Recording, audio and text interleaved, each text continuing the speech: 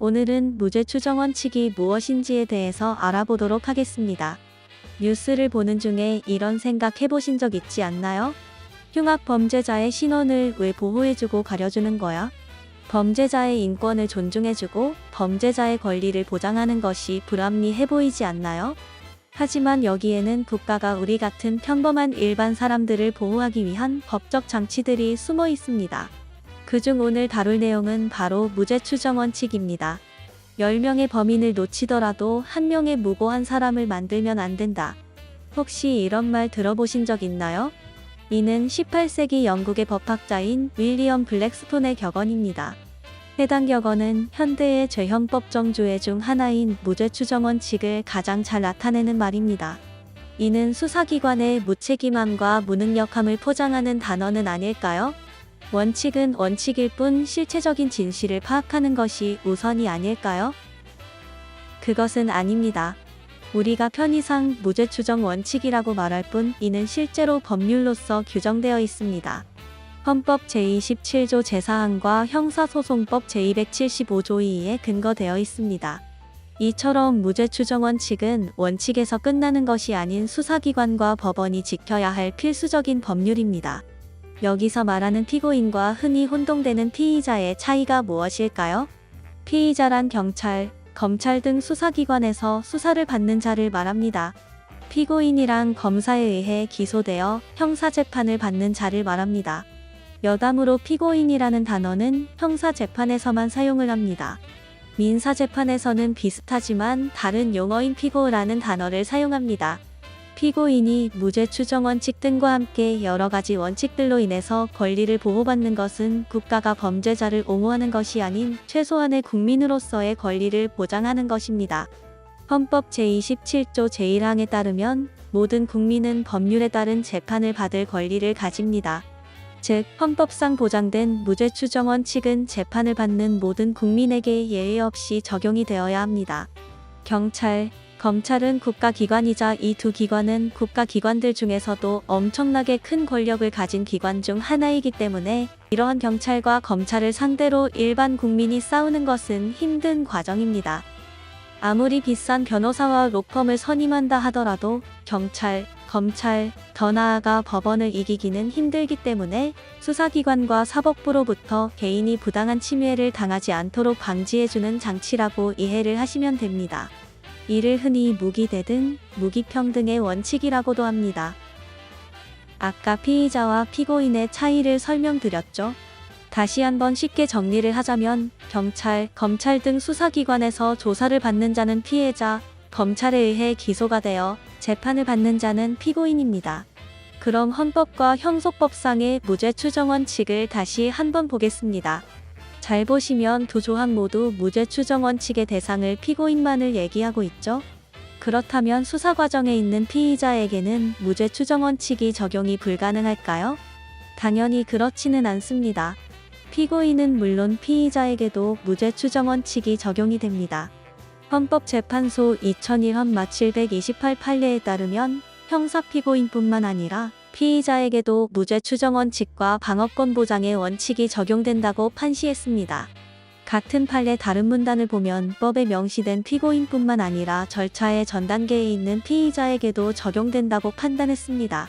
또한 유엔에서 채택된 피고금자 처우를 위한 최저기준 규칙에 따르면 유죄 판결을 받지 아니한 피고금자는 무죄로 추정되고 무죄인자로서 처유되어야 한다고 규정했으며 무죄 추정의 원칙은 수사 절차에서 공판 절차에 이르기까지 형사 절차의 전 과정을 지배하는 원리이기 때문이라는 이유를 붙였습니다.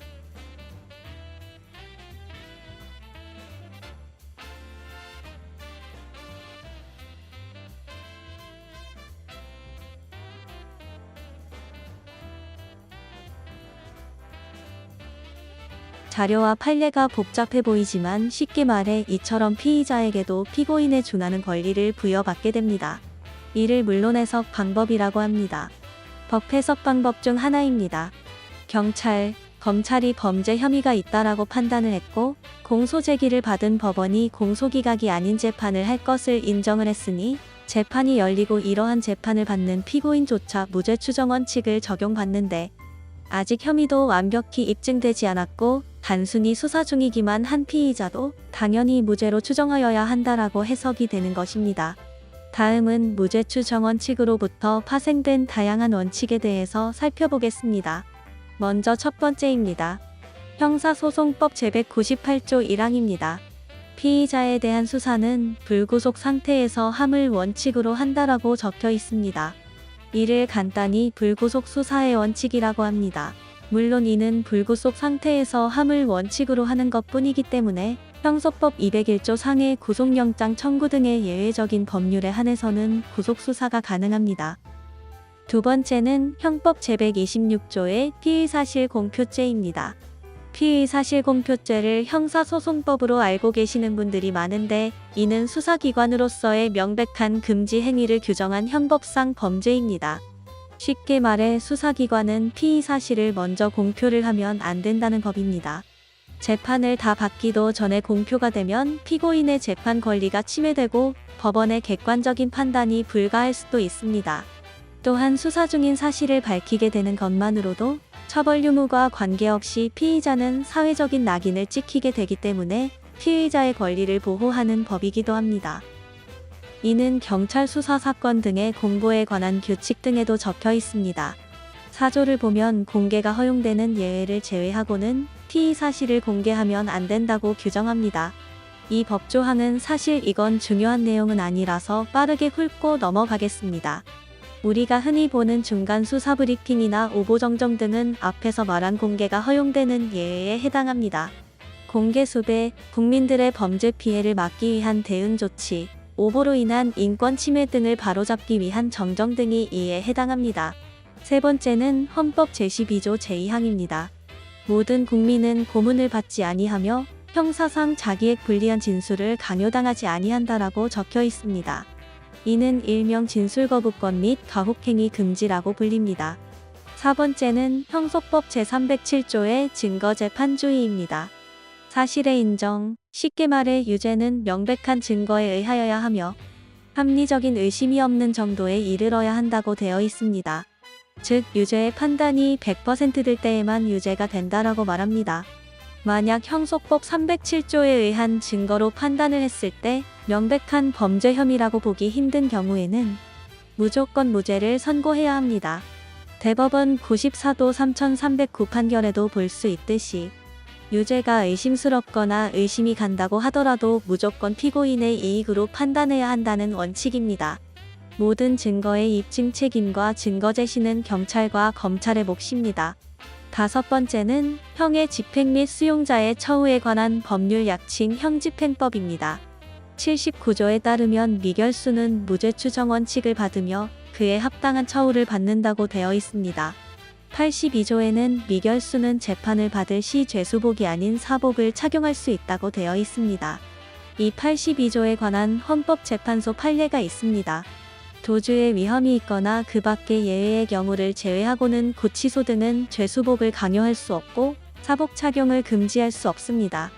현재 판례를 보면 확정되지 않은 형사재판에서는 미결수와 같은 지위에 있으므로 사복 착용을 금지하고 죄수복을 입히는 것은 위헌이며 재판부타 검사 등 소송 관계자들에게 유죄의 선입견을 줄 수 있다고 판시했습니다. 이렇게 오늘은 무죄 추정 원칙에 대해서 알아봤습니다. 이 또한 생략된 부분이 있을 수 있으나 무죄 추정 원칙에 대해서 간략하게라도 이해를 하셨으면 좋겠습니다. 감사합니다.